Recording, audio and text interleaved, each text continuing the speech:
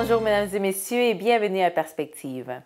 C'était hier, le 12 septembre, qu'avait lieu le lancement du nouveau site web du diocèse de Montréal. Pour l'occasion, j'ai pu me rendre sur place et j'ai donc rencontré Mme Erika Jacinto, directrice de communication et relations médias pour le diocèse, ainsi que Monseigneur Alain Faubert, évêque auxiliaire à Montréal. Nous nous sommes arrêtés sur les nouveaux éléments du site web, leurs objectifs principaux, ce qu'ils espèrent, ainsi que les avantages en lien avec le site web proposé. Écoutez. Donc, un site web est toujours jamais un produit fini. Donc, nous, on s'embarque en nouveau site web parce qu'on avait besoin d'une nouvelle plateforme avec des nouvelles informations plus intéressantes, une structure qui permet qu'on le voie dans peu importe quel écran et surtout d'être plus proche des gens et qu'ils retrouvent plus facilement l'information parce qu'avant, c'était un peu compliqué. Il y a de nouveaux éléments, c'est sûr. Une section qui est complètement nouvelle s'appelle la foi catholique. Donc, dans cette section, on a vraiment fait des sommaires de notre foi catholique entière, dans un langage facile, simple à comprendre et surtout un langage qui est adapté pour toutes sortes de publics. La deuxième partie qui est nouvelle, il y a une section qui s'appelle Espace Dialogue, qui est une section ouverte pour que les personnes puissent poser leurs questions, peu importe quelles questions sur l'Église catholique, et que nous, on puisse répondre rapidement. L'objectif principal était d'aller dans les périphéries. Pas rester en Église dans le passé, mais peut-être être en Église plus que va vers l'avant. Une Église qui se démarque parce qu'on est capable d'aller chercher les personnes où ils sont. Donc, dans les médias modernes, c'est ça ce qu'on fait. Donc, on va sortir à travers notre site web et on va encore faire plus pour les médias sociaux. On espère qu'il y ait beaucoup plus de monde qui sont attirés vers notre site pour son dynamisme, pour la qualité d'information, pour la quantité d'information, pour la facilité à rejoindre nos informations, pour que ça soit vraiment attirant pour tout le monde et qu'on ait beaucoup plus d'utilisateurs. Et donc, distribuer partout la parole de Dieu, qui est finalement notre mission.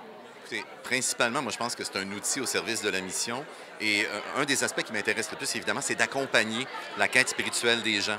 Est-ce qu'on va nommer ça comme un avantage? D'après moi, oui, mais c'est sans doute une grande orientation à la fois du site web et de notre Église. Je pense qu'un des grands défis de la transformation d'Église, à l'heure où on se parle de transformation missionnaire, c'est vraiment de passer d'une Église qui encadre, qui est là simplement en train de projeter de l'information puis d'essayer d'encadrer les gens, à une Église qui se met à l'écoute, une Église qui sait accompagner les gens, je dirais accompagner la vie comme elle vient. Puis ça veut dire donc, je pense qu'un site web doit être une porte d'entrée, un sas. Je pourrais comparer, c'est une comparaison peut-être audacieuse, un site web à comme l'Oratoire Saint-Joseph. C'est-à-dire un lieu que des gens vont arriver et vont se dire, moi, là, je ne suis pas trop sûr de mes affaires, là, mais ça a l'air qu'il y a quelque chose là d'intéressant, une source.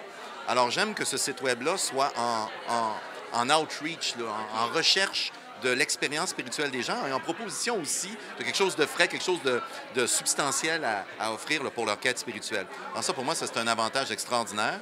Je pense que tous les sites web là, ont ce grand défi-là de mettre en valeur le trésor qu'ils ont. Et je pense qu'en termes de lisibilité, ce site-là, il est à point, des outils technologiques. Et pour moi, un des grands avantages aussi, c'est l'ensemble des partenariats. Ça aussi, c'est dans le virage missionnaire de notre Église, cette idée-là que on ne peut pas y aller tout seul. Alors, à la fois les partenariats dans la conception, la réalisation, le financement, n'est-ce pas extraordinaire d'avoir tous ces partenaires autour de la table? Il faut continuer à nourrir ces partenariats.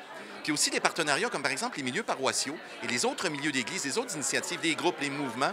S'il y a quelque chose là, qui m'apparaît d'avenir dans l'Église, c'est qu'on soit ensemble. Je pense que c'est un thème important de vision pour notre archevêque également, qu'on soit ensemble dans la mission. Donc vraiment, ce site web et beaucoup d'autres initiatives en Église doivent nous permettre de partager la foi et partager aussi l'espérance. Vous m'avez posé la question sur l'espérance. Pour moi, il y a la foi, mais comme dit Charles Péguy dans un de ses poèmes parlant de la part de Dieu, la foi que j'aime le mieux, c'est l'espérance. C'est cette espérance qui nous permet là, de persévérer à travers des temps troubles, à travers des temps où il y a beaucoup de turbulences, de garder le cap sur l'essentiel et se laisser renouveler par cet essentiel qui est le Christ lui-même. Voilà, c'était tout pour aujourd'hui. Merci d'avoir été des nôtres et à la prochaine.